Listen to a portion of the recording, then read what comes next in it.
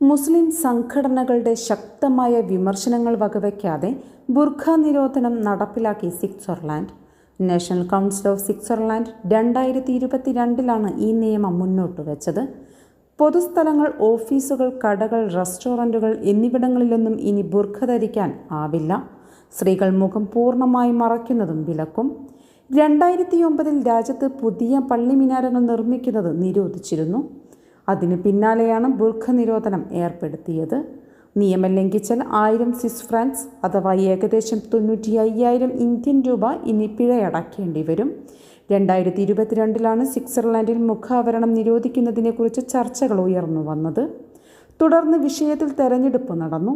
ഭൂരിപക്ഷം ശതമാനം ആളുകൾ ബുർഖ നിരോധിക്കാൻ വോട്ട് ചെയ്തപ്പോഴാണ് ഇത് നിയമമായി അംഗീകരിക്കപ്പെട്ടത്. സ്വിറ്റ്സർലാൻഡിലെ വലതുപക്ഷ പാർട്ടിയായ SVPയുടെ തീവ്രവാദം നിർത്തൂ എന്ന ക്യാമ്പയിനാണ് ഈ നിയമത്തിൽ എത്തിച്ചേരാനുള്ള കാരണമെന്നും പറയേണ്ടി വരും. ആരോഗ്യ സുരക്ഷാ കാരണങ്ങളാൽ ചിലർക്ക് മുഖം മറയ്ക്കാൻ അനുമതി നൽകുമെന്നും സർക്കാർ അറിയിച്ചു.